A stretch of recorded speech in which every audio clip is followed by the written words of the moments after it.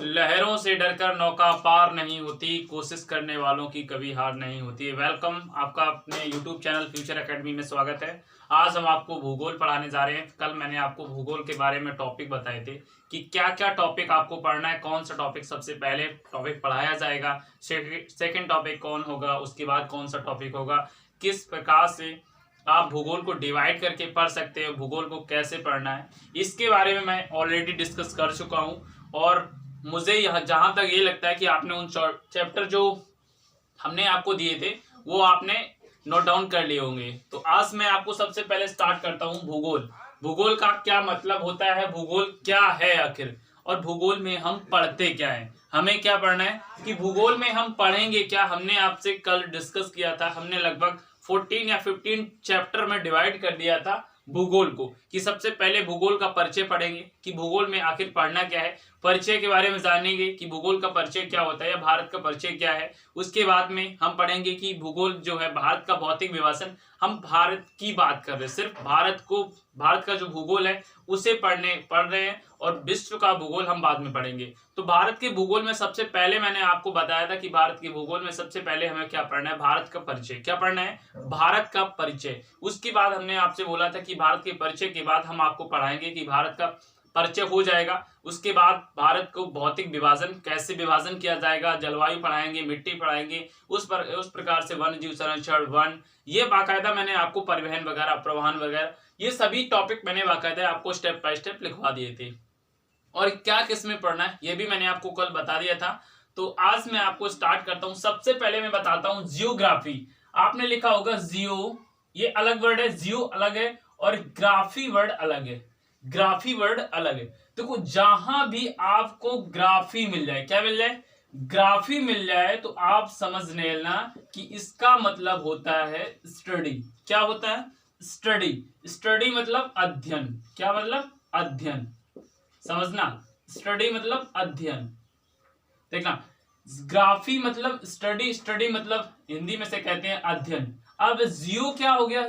जियो मतलब होता है पृथ्वी। क्या होता है? पृथ्वी। जियो मतलब पृथ्वी, मतलब अर्थ।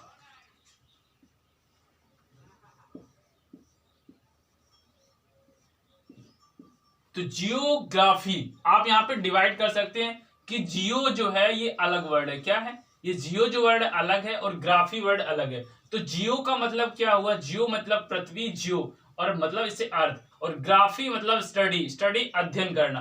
तो पूरे का मतलब क्या हुआ? यदि हम आपको सम्मिलित रूप से बताएं तो इसका मतलब हुआ कि स्टडी ऑफ, क्या हुआ? Study of earth. क्या हुआ? स्टडी ऑफ अर्थ, पृथ्वी का अध्ययन। क्या पढ़ते हैं इसमें? पृथ्वी का अध्ययन। पृथ्वी का अध्ययन। हम भूगोल में क्या पढ़ते हैं? पृथ्वी का अध्ययन। मतलब हम पृथ्वी पर जो भी चीजें हैं, महासागर हैं, महाद्वीप हैं, देश, महाद्वीप के अंदर देश आ जाते हैं, कंट्री आ जाते हैं, कॉन्टिनेंट आ जाते हैं, उसके बाद में महासागर आ जाते हैं। इन चीजों को कैसे पढ़ना, उनका अध्ययन करना, उनका बारीकी से अध्ययन करना, कैसे उसको अध्ययन किया जाए, ये सभी किस में आ जाता है? ये सभी जियोग्राफी में आ जाता है। किस में आ जाता है? जियोग्राफी। जियो मतलब क्या हुआ? पृथ्वी, पृथ्वी मतलब अर्थ, और ग्राफी का मतलब हुआ स्टडी, स्टडी मतलब अध्ययन करना। तो पूरे का मतलब क्या हुआ? जियोग्राफी। अगर हम एक साथ बोलेंगे तो जियोग्राफी का मतलब हुआ स्टडी ऑफ अर्थ। क्या मतलब हुआ? स्टडी ऑफ अर्थ मतलब पृथ्वी का अध्ययन करना। पृथ्वी का अध्ययन करना क्या कहलाता है? जियोग्राफी। हम जियोग्राफी में यही पढ़ते हैं कि पृथ्वी का अध्ययन करना मतलब जियोग्राफी। सबसे पहले आपको जियोग्राफी का मतलब पता होना चाहिए, उसके बाद हम पढ़ना स्टार्ट करेंगे। वही हुआ है भूगोल। इसे क्या कहते हैं हिंदी में? जियोग्राफी को कहते हैं भूगोल। भू मतलब पृथ्वी, गोल, लेकिन हम लोग कहते हैं नॉर्मली भाषा में कि पृथ्वी गोल है, लेकिन पृथ्वी गोल नहीं है। और क्यों नहीं है, ये हम भारत के जब भौतिक विभाजन पढ़ रहे होंगे तब आपको 100% पता चलेगा कि आखिर पृथ्वी गोल क्यों नहीं है। तो उस दिन से आपका क्वेश्चन कभी भी आपका डाउट नहीं बनेगा कि इस प्रकार का डाउट बने कि हाँ पृथ्वी गोल क्यों नहीं है। तो पृथ्वी गोल नहीं है, ये हम अभी बता रहे हैं, लेकिन इसका डिस्कस हम भारत का जब भौतिक विभाजन पढ़ेंगे तब वहां पे करेंगे। तो अभी हमने क्या पढ़ा? अभी हमने सिर्फ समझा कि भारत का भौतिक विभाजन मतलब जियोग्राफी, ग्राफी का मतलब स्टडी अध्ययन करना, जियो का मतलब पृथ्वी, स्टडी ऑफ अर्थ पृथ्वी का अध्ययन करना, क्या पृथ्वी का अध्ययन करना। अब उसके बाद हम आगे चलते हैं, इन चीजों को यहाँ पे नोट डाउन कर लीजिए। उसके बाद आता है पृथ्वी के, यहाँ पे बोल दें, यहाँ पे आता है भूगोल के जनक। भूगोल के जनक क्या बोल रहे हैं हम, भूगोल के जनक। अब भूगोल के जनक कौन है, भूगोल के जनक, तो देखो भूगोल के जनक कौन है, जल्दी से बताइए, तब तक हम इंक डाल देते हैं। भूगोल के जनक हमने बोला, अभी हमने आपको थोड़ा सा पढ़ाया कि स्टडी ऑफ, या फिर पढ़ाया हमने स्टडी, स्टडी स्टडी मतलब अध्ययन करना। जहां पर भी वर्ड आपको ग्राफी मिल जाए, ग्राफी मिल जाए वर्ड, आप समझ लेना यहाँ पे किसी न किसी का अध्ययन करना या अध्ययन करने के बारे में बताया गया है। तो जियोग्राफी पूरे का मतलब क्या हुआ, ग्राफी मतलब जियो मतलब पृथ्वी और ग्राफी मतलब अध्ययन करना, तो मतलब पृथ्वी का अध्ययन करना क्या कहलाता है, जियोग्राफी कहलाता है, स्टडी ऑफ अर्थ। उसके बाद हमने बताया भूगोल का मतलब, भू मतलब पृथ्वी, गोल मतलब गोल। पृथ्वी गोल है लेकिन ऐसा कुछ है नहीं, पृथ्वी गोल नहीं है। क्यों नहीं है, ये हम जब भारत का भौतिक विभाजन पढ़ रहे होंगे तब आपको पता पड़ेगा कि पृथ्वी गोल क्यों नहीं है। तो अभी हम आपको स्टार्ट करते हैं, चलो बता देते हैं, किसी ने कमेंट नहीं किया अभी, तो कमेंट क्या, हमने बोला भूगोल के जनक, भूगोल के जनक या आधुनिक भूगोल के जनक, भूगोल के पिता, या भूगोल शब्द किसने दिया, इन सवालों के जवाब आपको मिल जाएंगे। ये आप नोट डाउन कर लीजिए जल्दी से। तो नोट डाउन कर लिया होगा आपको, मैं इरेज कर देता हूं। उसके बाद आगे की तरफ चलता हूं। अब आगे की तरफ क्या है, हमने बोला भूगोल के जनक, क्या बोला हमने, भूगोल के जनक। अब भूगोल के जनक कौन है, यहाँ पे लिख देता हूं, भूगोल के जनक। अब आपको सही से दिखाई देगा, भूगोल के जनक, भूगोल के जनक। तब तक आप कमेंट करिए, तब तक मैं ये लिख लेता हूं, भूगोल के जनक या भूगोल शब्द किसने दिया, भूगोल शब्द, भूगोल शब्द किसने दिया, भूगोल शब्द के प्रतिपादन करता, ये लिख देता हूं, प्रतिपादन करता। ये भूगोल शब्द जो है वो किसने दिया, प्रतिपादन करता। उसके बाद आधुनिक भूगोल के जनक, यहां से पूछा जा सकता है कि आधुनिक भूगोल के जनक कौन है। आधुनिक मतलब वर्तमान काल, जो वर्तमान में चल रहा है उसके जनक कौन है, आधुनिक भूगोल के जनक। तो आधुनिक भूगोल के जनक कौन है, जल्दी से बताइए, कमेंट करके जल्दी से बता दीजिए आधुनिक भूगोल के जनक कौन है। उसके बाद आता है कि विश्व ग्लोब जो है, भौतिक भूगोल लिख लेते हैं, चलो भौतिक भूगोल के जनक ये भी लिख लेता हूं। वैसे होता तो भौतिक, गणितीय, सांस्कृतिक काफी होते हैं, लेकिन जो मैन है वो लिखा रहा हूं, भौतिक भूगोल के जनक, भौतिक भूगोल के जनक, भौतिक भूगोल के जनक। उसके बाद जो ग्लोब है, जो ग्लोब आपने देखा होगा, वर्ल्ड का ग्लोब, वो किसने दिया, ग्लोब किसने दिया, या ग्लोब किसने बनाया, या ग्लोब के निर्माण करता, ग्लोब किसने बनाया। ये आपके हैं फर्स्ट सेकेंड थर्ड फोर्थ और फिफ्थ। यहाँ पे 5 क्वेश्चन है, 5 क्वेश्चन का आपको आंसर देना है। यहाँ पे हमने बोला कि भूगोल के पिता कौन है, उसके बाद भूगोल के जनक कौन है, भूगोल के व्यवस्थित, उसके बाद में जो एक और लिख लो 5 6, एक और लिख लो व्यवस्थित, क्या लिख लो, व्यवस्थित, व्यवस्थित भूगोल के जनक मतलब क्रमबद्ध, क्रमबद्ध मतलब एक क्रम के तरीके से व्यवस्थित भूगोल के जनक, व्यवस्थित भूगोल के जनक कौन है, ये आपको बताना है।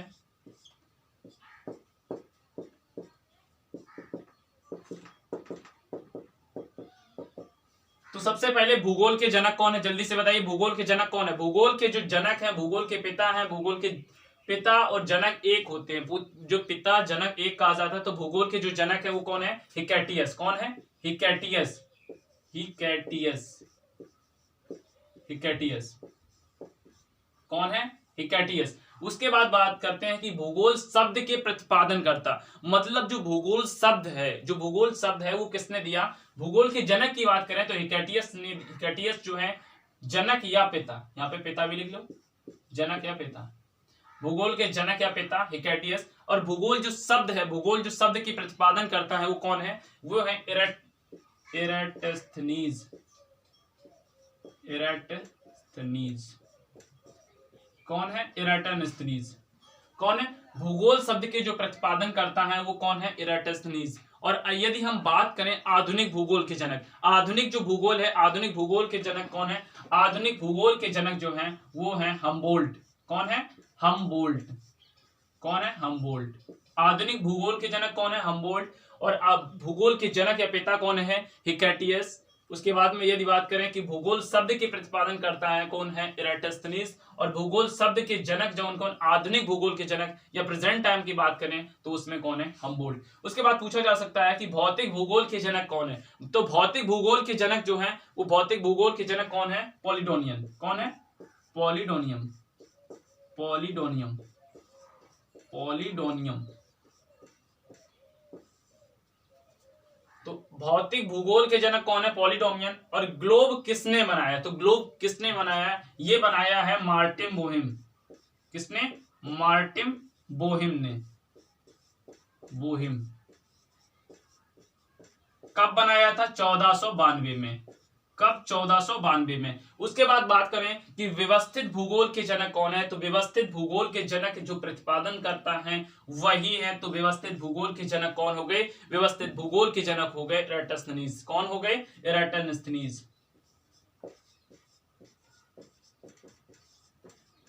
इराटोस्थेनीज। ओके। तो हमने आपसे यहाँ पर पूछा 5-6 क्वेश्चन यहाँ से बन सकते हैं। सबसे पहले हमने बताया कि जियोग्राफी शब्द जो है वो किसने दिया? जियोग्राफी शब्द या जियोग्राफी का मतलब क्या होता है? तो हमने बताया जियो मतलब होता है पृथ्वी और ग्राफी मतलब होता है अध्ययन करना। तो पूरे का मतलब हो गया स्टडी ऑफ अर्थ, मतलब भूगोल का जनक, मतलब पृथ्वी का अध्ययन करना। उसके बाद हमने बताया कि भूगोल के जनक कौन है या भूगोल के पिता तो कौन है? हिकैटियस। और जो भूगोल शब्द के प्रतिपादन करता, जो भूगोल शब्द दिया, ज्योग्राफी शब्द दिया, वो किसने दिया? वो दिया इराटोस्थेनीज ने। किसने दिया? वो दिया इराटोस्थेनीज ने। यदि हम बात करें कि आधुनिक भूगोल के जनक कौन है तो आधुनिक जो प्रेजेंट टाइम चल रहा है उसके भूगोल के जनक जो है वो हम्बोल्ट है। कौन है? हम्बोल्ट है। और भौतिक भूगोल के जनक कौन है? पॉलिडोनियम है। और ग्लोब किसने बनाया? ग्लोब का निर्माण जो होता है, ग्लोब जो बना है मालूम पृथ्वी है ऐसे करके बना होता है ग्लोब। ग्लोब ये बना है, ग्लोब, ये ग्लोब बना है। उसके बाद में ये ग्लोब का निर्माण आखिर किसने किया? इसकी बात कर रहे हैं तो ग्लोब का निर्माण जो किसने किया? ग्लोब का निर्माण जल्दी से बता देती तो मार्टिन बोहिम ने किया।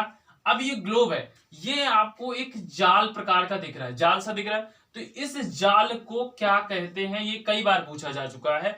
तो इस जाल को हम कहते हैं ग्रिड। क्या कहते हैं? ग्रिड। इस जाल को क्या कहते हैं? ग्रिड। ये जो पृथ्वी है, पृथ्वी का एक आप आकार देखोगे तो ये देशांतर और अक्षांश से बना हुआ एक जाल होता है पृथ्वी के ऊपर। उसे क्या कहते हैं? हम उसे कहते हैं ग्रिड। क्या कहते हैं? ग्रिड। तो ये चीजें समझ में आ गई होंगी, जल्दी से नोट डाउन कर लीजिए। और नहीं तो आप स्क्रीनशॉट ले सकते हैं, जल्दी से स्क्रीनशॉट ले लीजिए। उसके बाद हम आगे की बात करें, आगे भूगोल में क्या पढ़ना है। तो अभी तो भूगोल के बारे में हमने जाना है कि अध्ययन किसने किया, या सबसे पहले जनक कौन है, या सबसे पहले आधुनिक भूगोल के जनक कौन है। इसके बाद ये हमने बताई कि देशांतर अक्षांश जो है ग्लोब का निर्माण किसने किया, कब किया, और इसके निर्माण में जो ये जाल बना हुआ है, जो देशांतर और अक्षांश से जाल बना हुआ है, उस जाल को हम क्या कहते हैं। इन चीजों को मैंने यहाँ डिस्कस किया। तो आई होप आपने यहाँ नोट डाउन कर लिया होगा। उसके बाद हम आगे की तरफ चलते हैं। अब आगे क्या पढ़ना है आपको? देखो स्टेप बाय स्टेप पढ़ना है, हर चीज में आपको स्टेप बाय स्टेप चलना है। आप यदि तेजी से भागोगे, यदि आप कहोगे कि जल्दी जल्दी मतलब पढ़ा दो, तो ऐसा नहीं हो सकता। टाइम लगता है कोई चीज पढ़ने में और कोई चीज पढ़ाने में। तो आप लोग धैर्य बना के रखें, स्टेप बाय स्टेप हर चीज मतलब एक बाकायदा तरीके से चलेगी। थोड़ा टाइम लग सकता है, एक्सपेंड हो सकता है, लेकिन आपको चीजें बारीकी से समझ में आनी चाहिए। तो बारीकी से समझ में आनी चाहिए। अब हम बात करते हैं, यहाँ पे हमने जियो मतलब अर्थ, हमने क्या बोला था? अर्थ। अर्थ मतलब पृथ्वी। अब हम पृथ्वी की बात करते हैं। पृथ्वी आखिर कितने भागों में डिवाइड है? थोड़ा सा पृथ्वी के बारे में जान लेते हैं। पृथ्वी कितने भागों में डिवाइड है? तो पृथ्वी जो है वो 4 भागों में डिवाइड है। कितने भागों में? कितने भागों में? पृथ्वी जो है वो 4 भागों में डिवाइड है। Number 1, number 2, number 3, number 4। पृथ्वी 4 भागों में डिवाइड है। उसके बाद बात करते हैं, सबसे पहले आता है स्थल मंडल का। क्या आता है? स्थल मंडल। जहां पर हम लोग रहते हैं उसे क्या कहते हैं? उसे कहते हैं स्थल मंडल। क्या कहते हैं? स्थल मंडल। दूसरा होता है जलमंडल। क्या होता है? जलमंडल। उसके बाद में पहला स्थलमंडल, दूसरा जलमंडल। उसके बाद तीसरे की बात करें तो तीसरे में होता है वायुमंडल। क्या होता है? वायुमंडल। क्या होता है तीसरे में? वायुमंडल। पहले में स्थलमंडल, दूसरे में जलमंडल और तीसरे में होता है वायुमंडल। उसके बाद में अगला होता है जो उसे कहते हैं जीवमंडल। क्या कहते हैं? जीवमंडल। अब ये चीजें होती क्या है? ये पृथ्वी के भाग हैं। स्थल मंडल की बात करें तो पूरे पृथ्वी पर जो स्थल दिखाई दे रहा है वो स्थल का भाग है, उसे कहते हैं स्थल मंडल। जल जो महासागरीय है। अब स्थल मंडल में कौन आ जाएगा? महाद्वीप वगैरह स्थल मंडल में आ जाएंगे। जल मंडल में कौन आ जाएगा? जितने भी महासागर, सागर हैं या नदियां, झील हैं, वो कहाँ आ जाएंगी? वो आपकी जल मंडल में आ जाएंगी। उसके बाद वायुमंडल में बात करें तो वायुमंडल में जो हमारे आसपास जो गैसेस हैं, hydrogen, helium, oxygen, nitrogen, argon, ये गैसेस कितनी मात्रा में होती है हमारे वायुमंडल में, हम चीज ये वायुमंडल में पढ़ेंगे। उसके बाद होता है जीवन मंडल, जीवमंडल। क्या होता है? जीवमंडल। जीव जो है, छोटे बड़े जीव क्या होते हैं, कैसे होते हैं, कहाँ कौन जीव का क्या महत्व है, इन चीजों को पढ़ते हैं। तो ये हमारे पृथ्वी का भाग है। ये हमारे पृथ्वी का क्या है? भाग है। क्या है? पृथ्वी का ये भाग है। सबसे पहले अब हम बात करते हैं, अब इतनी चीजें नोट डाउन कर लोगी पृथ्वी के कितने भाग होते हैं। अब हम थोड़े से डिस्ट्रैक्ट ना होकर हम अपने भारत के भूगोल की तरफ चलते हैं। कहां पर? भारत के भूगोल, मतलब भारत का जो परिचय की बात कर रहे थे, अब भारत के परिचय की तरफ थोड़ा सा रोटेट करते हैं और इन चीजों को जल्दी से नोट डाउन कर लीजिए कि पृथ्वी है, पृथ्वी हमारे कितने भागों में डिवाइड है। पृथ्वी जो है वो हमारी कितने भागों में डिवाइड है? तो पृथ्वी हमारी 4 भागों में डिवाइड है। एक स्थलमंडल, जलमंडल, वायुमंडल और जीवमंडल। स्थलमंडल, जलमंडल, वायुमंडल और जीवमंडल, 4 भागों में पृथ्वी जो है वो डिवाइड है। अब आगे की तरफ चलते हैं। आप भारत का परिचय पढ़ते हैं। भारत का परिचय क्या पढ़ेंगे हम? अब भारत का परिचय पढ़ेंगे। चलो नोट डाउन करना स्टार्ट कर दीजिए। तो यहां पे लिखते हैं भारत का परिचय। क्या? भारत का परिचय। भारत का परिचय। अब भारत के परिचय के बारे में हम बात करते हैं। भारत का परिचय। ओके, एक मिनट। भारत का परिचय, भारत के परिचय में बात करते हैं।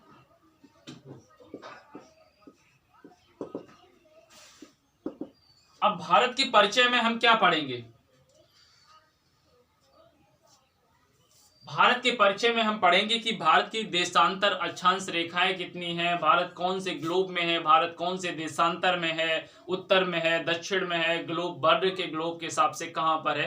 इन चीजों को हम कहां पढ़ेंगे? ये हम पढ़ेंगे भारत के परिचय में। तो सबसे पहले हम बात कर लेते हैं, यह पृथ्वी का प्रतिरूप है। ये जो भारत का जो पृथ्वी का प्रतिरूप का मतलब क्या हुआ? जो पृथ्वी जैसा दिखाई दे, प्रतिरूप मतलब पृथ्वी जैसा दिखाई दे, उसे क्या कहते हैं?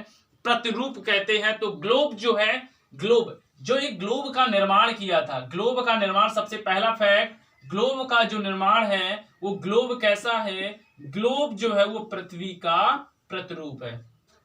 ग्लोब पृथ्वी का प्रतिरूप है। क्या है? ग्लोब पृथ्वी का प्रतिरूप है। क्या है? ग्लोब पृथ्वी का प्रतिरूप है। अभी हमने बताया था प्रतिरूप है। प्रतिरूप मतलब प्रतिरूप मतलब पृथ्वी जैसा दिखाई दे, वो क्या है? वो ग्लोब है। अब ग्लोब अलग फैक्ट आया। तो ग्लोब में हमने बोला था कि ग्लोब का निर्माण किसने किया था? ग्लोब किसने बनाया? ग्लोब का निर्माण किसने किया? तो हमने अभी बताया था थोड़े समय पहले। तो ग्लोब का निर्माण जो है वो मार्टिन बोहेम ने किया था। किसने? वो किया था मार्टिन बोहेम ने। किसने? मार्टिन बोहेम ने किया था। कब किया था? तो किया था 1492 में। कब किया था? 1492 में मार्टिन बोहेम ने ग्लोब का निर्माण किया। ग्लोब है क्या? ग्लोब एक पृथ्वी का प्रतिरूप है। ऐसे पूछ लेगा कि पृथ्वी का प्रतिरूप है, आपको ऑप्शन दे देगा, तो ऑप्शन में आपको ग्लोब मिल जाए, आप टिक लगाकर आ जाइएगा। आपको दे सकता है देशांतर, अक्षांश, ग्लोब या और भी कुछ हो सकता है। तो आपको क्या लगाना है? ग्लोब जो है एक पृथ्वी का प्रतिरूप है, पृथ्वी जैसा दिखाई देने वाला है, पृथ्वी जैसा ही बनाया गया है ग्लोब का निर्माण। अब ग्लोब का निर्माण मार्टिन बोहेम ने कब किया? 1492 में किया। कब किया? 1492 में। अब ग्लोब पर काफी कई प्रकार के कोण होते हैं। अब कोण कैसे होते हैं? हमने ये बना दिया कोण। अब ये कोण कितना हो गया? 90 एंगल हो गया। कितना हो गया? 90 एंगल हो गया। उसी प्रकार से पृथ्वी पर भी जो है वो कोण होते हैं, देशांतर और अक्षांश के कोण। आपने देखा होगा देशांतर और अक्षांश के बीच की दूरी को क्या कहते हैं या दूरी कितनी होती है। तो सबसे पहले बात करते हैं कि ग्लोब पर विशेष प्रकार के कोण निर्धारित किए जाते हैं। तो ग्लोब पर जो विशेष प्रकार के कोण कौन निर्धारित करता है? ग्लोब पर विशेष प्रकार के कोण, ग्लोब पर विशेष प्रकार के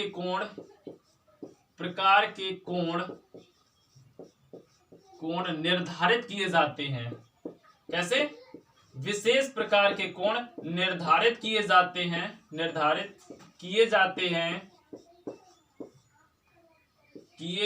हैं जो अक्षांश व देशांतर होते हैं, जो अक्षांश व देशांतर के बीच होते हैं, देशांतर के बीच होते हैं। कहां पे होते हैं? अक्षांश व देशांतर के बीच होते हैं,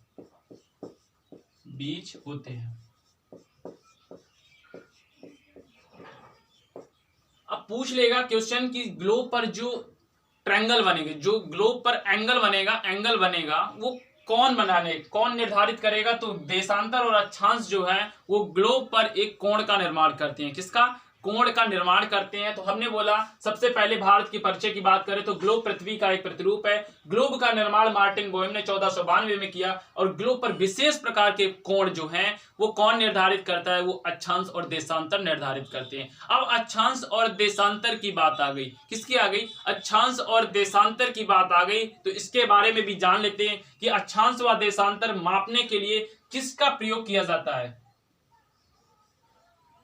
यहां पे लिख लो अक्षांश व देशांतर। अक्षांश व देशांतर मापने के लिए, अक्षांश व देशांतर मापने के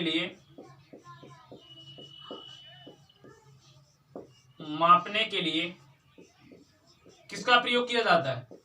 अक्षांश व देशांतर जो डिग्री बनाती हैं वो यहाँ पे लिखा होगा कि 90 डिग्री 27 मिनट कुछ सेकंड करके लिखा होता है। ये कौन निर्धारित करता है? ये निर्धारित करता है कौन? अक्षांश व देशांतर में यही डिग्री का प्रयोग होता है। यही मापने के लिए जो कोण मापे, अक्षांश व देशांतर मापने के लिए या कोण बनाने के लिए क्या लिख लो? यहाँ कोण और कोष्टक में लिख लो कोण। निर्धारित करने के लिए कौन होता है? निर्धारित करने वाली इकाई को क्या कहते हैं? तो अक्षांश व देशांतर मापने या कोण निर्धारित करने के लिए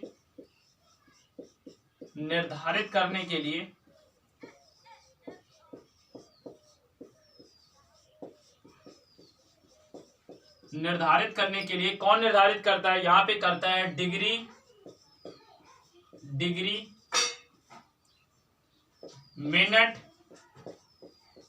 मिनट और सेकंड। तीन चीजें होती हैं। तो जो अक्षांश व देशांतर, अब बात आती है अक्षांश व देशांतर के जो कोण बनते हैं वो सिर्फ हम लोगों ने पढ़े कि डिग्री में एंगल होता है, डिग्री 90 डिग्री 185 डिग्री या 45 डिग्री। लेकिन यदि अक्षांश व देशांतर की बात करें, किसकी? अक्षांश व देशांतर की बात करें तो इसमें कोण कैसे मापा जाता है? इसमें आपको 3 पैमाने दिए जाते हैं। 3 पैमाने के आधार पर यहाँ पे जो कोण मापे जाते हैं, सबसे पहले होता है डिग्री, उसके बाद मिनट और सेकंड। डिग्री, मिनट और सेकंड। अब बात आती है कि एक डिग्री में कितने मिनट होते हैं, एक डिग्री में कितने मिनट होते हैं और एक मिनट में कितने सेकंड, ऐसे करके पूछ लेगा। ऐसे भी तो पूछ सकता है। तो एक डिग्री में कितने होते हैं? तो यहां पे लिख लो एक डिग्री में 60 मिनट होते हैं। कितने? एक डिग्री में कितने होते हैं? एक डिग्री में 60 मिनट होते हैं। एक डिग्री की बात कर रहे हैं, यहाँ पे एक डिग्री में कितने होते हैं? 60 मिनट होते हैं। और एक मिनट में 60 सेकंड होते हैं। कितने? एक मिनट में 60 सेकंड होते हैं। तो देखो एक डिग्री में 60 मिनट और 60 मिनट मतलब 60 मिनट और एक मिनट में कितने? 60 सेकंड। इन चीजों को आप नोट डाउन कर लीजिए क्योंकि ये बहुत पूछा गया कि एक डिग्री में कितने मिनट होते हैं। बहुत बार पूछा गया, इंपॉर्टेंट क्वेश्चन है, बहुत बार आपको मिलेगा ये क्वेश्चन। ठीक, तो यहाँ पे हमने इन चीजों को बताया, आपको डिस्कस किया इन चीजों के बारे में कि भारत ग्लोब जो है एक पृथ्वी का प्रतिरूप है। ग्लोब का निर्माण मार्टिन बोहेम ने 1492 में। ग्लोब जो इस देशांतर पैमाने 3 होते हैं, तो डिग्री, मिनट और सेकंड होता है। तो एक डिग्री बराबर 60 मिनट, तो एक मिनट बराबर 60 सेकंड होता है। ठीक, इन चीजों को आपने पढ़ा और आगे की तरफ चलते हैं। आगे की तरफ करने के बाद क्या होगा कि देखो हर चीज को समझना आपके लिए एक महत्वपूर्ण हो जाएगा। जैसे अब हम बात करते हैं अक्ष। अब हमने बोला कि अक्ष और अक्षांश, देश और देशांतर। अक्ष क्या होता है, देशांतर क्या होते हैं, अक्षांश क्या होते हैं, ये चीजें आप पढ़ेंगे। तो आगे की तरफ चलते हैं। तो इन चीजों को आपने समझा और आगे की तरफ चलते हैं कि अक्ष क्या होता है। आपसे पूछ लेगा अक्ष क्या होता है, अक्ष क्या होता है। तो हेडिंग डाल लीजिए जल्दी से, अक्ष। हेडिंग डाल लीजिए आप जल्दी से, अक्ष। अक्ष अक्ष हेडिंग डाल लीजिए। चलो अक्ष हेडिंग डाल ली आपने। तो अक्ष में हम क्या पढ़ेंगे, अक्ष मतलब एक्सिस। क्या होता है अक्ष, अक्ष मतलब इसे कहते हैं इंग्लिश में एक्सिस। क्या कहते हैं, एक्सिस। एक्सिस क्या होता है, एक्सिस क्या होता है, अक्ष क्या होता है। तो यहाँ पे नोट डाउन कर लिए, अक्षांश के द्वारा, क्या, अक्षांश के द्वारा बने कोण को, अक्षांश के द्वारा, अक्षांश के द्वारा बने कोण को, बने कोण को, बने कोण को अक्ष कहते हैं। क्या कहते हैं, अक्ष मतलब अक्ष क्या होता है, एक्सिस क्या होता है, अक्ष के द्वारा बने कोण को अक्षांश या अक्षांश कहते हैं।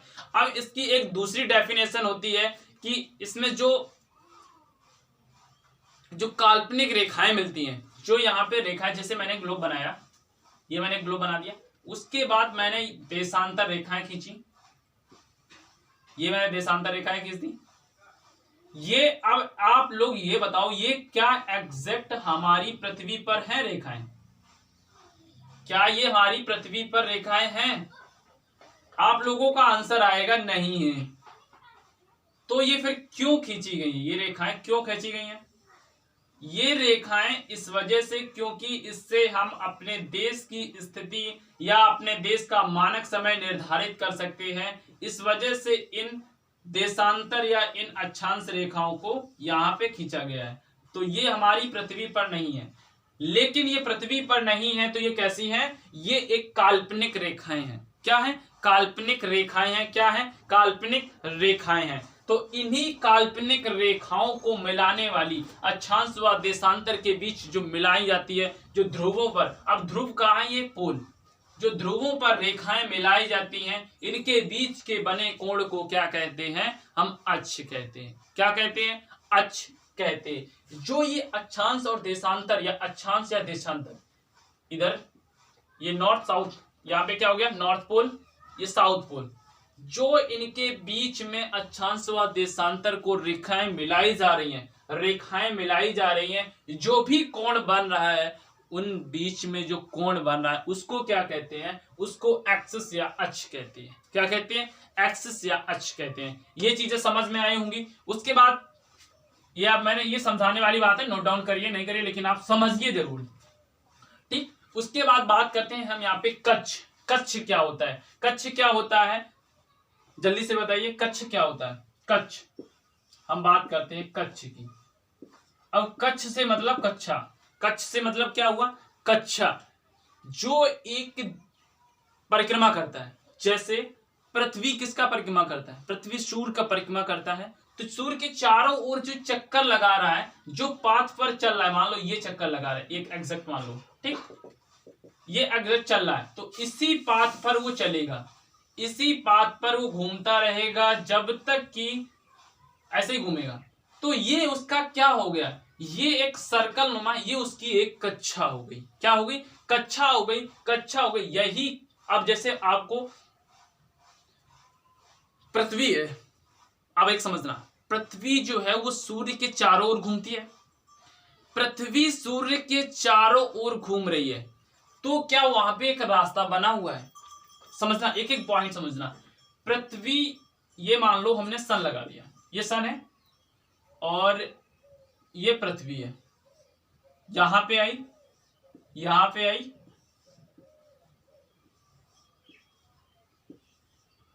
तो ये एक रास्ता सी बन गई, ये आपकी एक रास्ता सी बन गई। जो पृथ्वी घूमेगी वो इसी सर्कल में घूमेगी, इसी सर्कल में घूमती रहेगी, पृथ्वी इसी सर्कल में घूमती रहेगी। तो क्या ये एक रास्ता है, रास्ता बनाई गई है या वैज्ञानिकों ने बनाई है, ऐसा कुछ है? नहीं, ये एक काल्पनिक रेखा है। क्या है? ये एक काल्पनिक रेखा है जहां पर पृथ्वी जो है एक चक्कर लगाती रहती है सूर्य के चारों ओर। किसके? सूर्य के चारों ओर जिस परिक्रमा, जिस काल्पनिक रेखा पर वो घूमती रहती है उसको क्या कहते हैं? उसको हम कक्ष या कक्षा कहते हैं। क्या कहते हैं? उसको कक्ष या कक्षा कहते हैं। कोई भी ग्रह एक दूसरे ग्रह की परिक्रमा करता है तो वो एक काल्पनिक रेखा के तौर पर परिक्रमा करता है, उसे हम क्या कहते हैं? वो जो परिक्रमा कर रहा है, जिस सर्कल में परिक्रमा कर रहा है या जिस काल्पनिक रेखा पर परिक्रमा कर रहा है, उस परिक्रमा करने की क्रिया को क्या कहते हैं? कक्ष कहते हैं। वो जो घूम रहा है ये क्या है? ये एक कक्ष है। क्या है? ये एक कक्ष। क्या है? कक्ष, जिसे कहते हैं ऑर्बिट। क्या कहते हैं? जिसे कहते हैं ऑर्बिट। इंग्लिश में कहा जाता है ऑर्बिट और हिंदी में कहा जाता है इसे कक्ष। ओके, अब बात करते हैं, चलो पृथ्वी की तरफ चलते हैं। थोड़ा सा और समझ लीजिए, उसके बाद देखते हैं आगे की तरफ।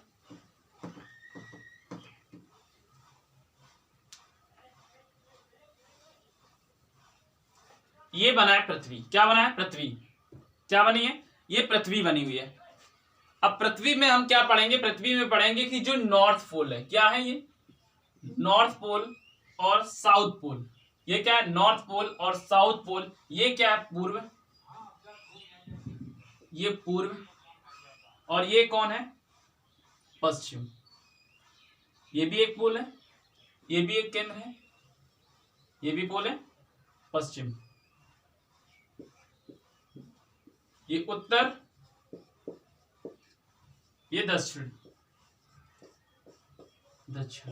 जब भी पढ़ेंगे ऐसे ही पढ़ेंगे, ठीक? ये नॉर्थ पोल, ये साउथ पोल, ये पूर्व है, ये पश्चिम है। आखिर इस पोल का निर्माण कैसे हुआ, ये पूछा जा सकता है। इस पोल का निर्माण कैसे हुआ? पृथ्वी ऐसी क्यों नहीं बन गई? इधर पोल क्यों नहीं कर दिया गया? ये पोल यहां पे क्यों नहीं लाया गया? नॉर्थ पोल यहां आ जाता, साउथ पोल यहां आ जाता। ऐसा क्यों नहीं हुआ? सिर्फ यहां पर ही क्यों आया? नॉर्थ पोल जो है ये उत्तर, नॉर्थ पोल यहां क्यों बनाया गया, या साउथ पोल यहां क्यों बनाया गया? ये पूर्व का पोल यहां पे क्यों आया? क्यों आया? कभी आपने सोचा है? कभी आपने सोचा है कि ये नॉर्थ पोल, साउथ पोल आखिर यहां पर क्यों है? क्यों है? इसका जवाब आपको मिल जाएगा। अभी तक नहीं आपने सोचा, लेकिन आज सोचना और डिस्कस करना। तो चलो मैं बता देता हूं। सबसे पहले मैं बात करता हूं नॉर्थ पोल की। किसकी बात करता हूं? ये नॉर्थ पोल जो है इसका निर्धारण किसने किया, या हम बात करते हैं कि साउथ पोल की। देखो, नॉर्थ पोल है एक तारा है। क्या? ये गैलेक्सी है, पूरी गैलेक्सी, पूरा ब्रह्मांड है। वहां पे एक तारा था, क्या? सदर्न क्रॉस तारा। क्या था? सदर्न क्रॉस तारा। सदर्न क्रॉस तारा एक ब्रह्मांड में, पूरे ब्रह्मांड में जो जहां पर हमारी पृथ्वी भी है, तो यहां पे एक सदर्न क्रॉस तारा था। एक क्या था? एक सदर्न क्रॉस तारा। एक क्या था? एक ध्रुव तारा। क्या था? ध्रुव तारा। एक सदर्न क्रॉस तारा, एक ध्रुव तारा। क्या था? एक सदर्न क्रॉस तारा, एक ध्रुव तारा। अब देखो, नॉर्थ पोल का जो निर्धारण है, जो नॉर्थ पोल का निर्धारण है वो ध्रुव तारे की मदद से हुआ है। अब यहां पे लिख लीजिए, उत्तर ध्रुव डाल लीजिए, उत्तर ध्रुव या नॉर्थ पोल। तो यहां पे लिख लीजिए नॉर्थ पोल। यहां पे नॉर्थ पोल का निर्धारण, नॉर्थ पोल का निर्धारण ध्रुव तारे की मदद से हुआ है। ध्रुव तारे की मदद से, ध्रुव तारे की मदद से, मदद से हुआ है, मदद से। और सदर्न क्रॉस तारे से साउथ पोल का निर्माण हुआ है, हुआ है। ओके, तो हमने बात की कि ध्रुव तारा, उत्तर ध्रुव या नॉर्थ पोल का निर्धारण ध्रुव तारे की मदद से हुआ है। यदि हम दक्षिण ध्रुव की बात करें या साउथ पोल की बात करें तो इसका निर्धारण जो है साउथ पोल या दक्षिणी ध्रुव, दक्षिणी ध्रुव का निर्माण कैसे हुआ ये समझना, अभी समझाएंगे। दक्षिणी ध्रुव का निर्माण जो है यहां पे लिख लीजिए, साउथ पोल का निर्माण या साउथ पोल का निर्धारण सदर्न क्रॉस तारे की मदद से हुआ है। किससे? सदर्न क्रॉस तारा, सदर्न क्रॉस तारे की मदद से हुआ है। ठीक, यहां पे लिख लीजिए, सदर्न क्रॉस तारे की मदद से हुआ, लिख लेते हैं, सदर्न क्रॉस तारे की मदद से हुआ, मदद से हुआ। ठीक, अब समझना, ये पृथ्वी है, पृथ्वी घूमती रहती है, पृथ्वी सूर्य का चक्कर लगाती है और पृथ्वी अपने कक्ष पर भी घूमती है। तो जब पृथ्वी घूमती है, यहाँ पे स्टार है, स्टार स्थिर रहेगा, वो घूमता नहीं है। जब स्टार सदर्न क्रॉस तारा या ध्रुव तारा एक स्थिर है, जब ध्रुव तारे पर एक देखा कि प्रकाश पृथ्वी के जिस केंद्र पर जा रही है, या पृथ्वी जहां पर, पृथ्वी पर प्रकाश, जो ध्रुव तारे का जो प्रकाश है, ये क्या है? ये प्रकाश है। ये क्या है? प्रकाश, प्रकाश। तो ऐसे डिफाइन किया गया कि ध्रुव तारे का प्रकाश जहां पर सीधा गिर रहा है, जहां पर सीधा गिर रहा है, वहां पर क्या बना दिया गया? वहां पे उन्होंने मान लिया कि ध्रुव तारे का जो सीधा प्रकाश गिर रहा है, वो क्या बना दिया? वो बना दिया उन्होंने नॉर्थ पोल। क्या बना दिया? नॉर्थ पोल, मतलब कि इसे उत्तरी ध्रुव का निर्माण कर दिया। और जब ये पृथ्वी रोटेट करते सीधा सा प्रकाश, जब सदर्न क्रॉस तारे का प्रकाश जब दक्षिणी ध्रुव पर गिरा तो बना दिया, तो उन्होंने कहा कि इस पे केंद्र जो है, ये प्रकाश सदर्न क्रॉस तारे का जो प्रकाश है वो दक्षिणी ध्रुव पर गिर रहा है। तो उन्होंने बता दिया कि इसका निर्माण जो है दक्षिणी ध्रुव का निर्माण यहाँ पे हो गया। अब इसका निर्माण कैसे हुआ? ये जो प्रकाश है दक्षिणी ध्रुव, यहां मैं बता देता हूं मैं, ये दक्षिणी ध्रुव मान लो, ये दक्षिणी ध्रुव का प्रकाश जैसे यहां पे सीधा गिरेगा, देखना, एक मिनट देखना, समझना थोड़ा सा यहाँ पे बारीकी से समझना। ये दक्षिणी ध्रुव का निर्माण है, ये ध्रुव तारा है। क्या है? ये है ध्रुव तारा। ये क्या है? ये ध्रुव तारा है। ध्रुव तारे का प्रकाश, ध्रुव तारे का जो प्रकाश है वो सीधा गिरा तो क्या हो गया? ये हो गया नॉर्थ पोल। क्या हो गया? नॉर्थ पोल हो गया। उसके बाद जब इसका प्रकाश आपतन कोण पर एक यहां पे जाके 0 डिग्री का बनाया, क्या बनाया? 0 डिग्री पर बनाया, इसका आपतन कोण 0 डिग्री हो गया, तो इन्होंने मान लिया कि उनके बीच में एक रेखा खींच दी और इससे उत्तर तथा दक्षिणी ध्रुव का निर्माण हो गया और 2 भागों में पृथ्वी डिवाइड भी हो गई। जब इसका आपतन कोण, ध्रुव तारे का आपतन कोण 0 डिग्री हो गया या आपतन कोण 0 डिग्री पर गिरा जाके, तो इसका किसका निर्माण हो गया? उत्तरी। उसके बीच में एक काल्पनिक रेखा खींच दी गई, तो वहां पे पूर्व और पश्चिम का निर्माण हो गया।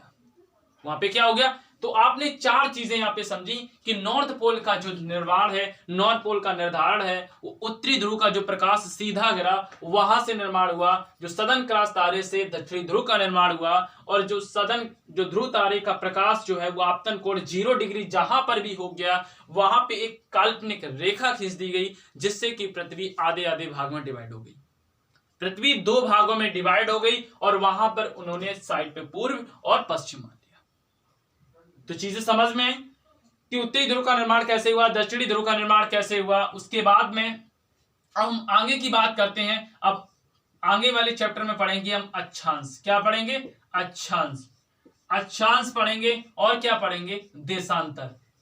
अक्षांश रेखाएं क्या होती हैं, देशांतर रेखाएं क्या होती हैं, 2 अक्षांश रेखाओं के बीच की दूरी कितनी होती है, 2 देशांतर रेखाओं के बीच की दूरी क्या होती है, इनको क्या कहते हैं, इनके बीच की दूरी को क्या कहते हैं, और 23.5 डिग्री क्या होता है, 66.5 डिग्री क्या होता है, इन चीजों को भी हम आगे पढ़ेंगे। कहां पढ़ेंगे? आगे पढ़ेंगे। तो अगले चैप्टर में अगला वेट करिए, आपको नेक्स्ट वीडियो जरूर मिलेगा। तो ये बताना है, इन चीजों को आप जरूर कमेंट जरूर कीजिए कि ये आपको वीडियो कैसा लगा और आपको चीजें समझ में आ रही हैं नहीं आ रही हैं। आप कमेंट एक बार जरूर कीजिए, जिससे कि हमें भी लगे कि आपको जो हम चीजें समझाने की कोशिश कर रहे हैं वो आपको 100% समझ में आ रही है। आप एक बार कमेंट जरूर कीजिए। ओके, तो आज मैंने यहाँ पे भारत का परिचय स्टार्ट किया है। भारत के सबसे पहले मैंने यहाँ पे आपको बताया था, ग्लोब के बारे में बताया था, प्रतिरूप बताया था। उसके बाद में हमने यहाँ पे कुछ कच्छ की बात की, अक्ष की बात की, अक्ष एक्सिस क्या होता है, कच्छ ऑर्बिट क्या होता है। उसके बाद बात की हमने कि उत्तरी ध्रुव, नॉर्थ पोल, दक्षिणी ध्रुव या साउथ पोल, इसका निर्माण कैसे हुआ, किसने निर्माण किया, और उत्तरी पूर्व और उत्तर और पूर्व और पश्चिम का निर्माण कैसे हुआ, इन चीजों को हमने बताया। और हमने आपको ये भी क्वेश्चन बताया था कि ये जो आपको जाल दिख रहा है, उत्तरी ध्रुव जो दक्षिणी ध्रुव मतलब देशांतर और अक्षांश से बना हुआ एक काल्पनिक रेखाओं से बना हुआ जाल जो पृथ्वी के ऊपर है, वो आखिर उस जाल को क्या कहते हैं? तो उस जाल को कहते हैं ग्रिड। क्या कहते हैं? ग्रिड। आज के लिए आपका एक क्वेश्चन कि दो देशांतर रेखाओं के बीच की दूरी को क्या कहते हैं? दूरी नहीं बताना है, दो देशांतर रेखाओं के बीच की दूरी को क्या कहते हैं? आप कमेंट बॉक्स में जरूर बताइए। Thank you, all the best.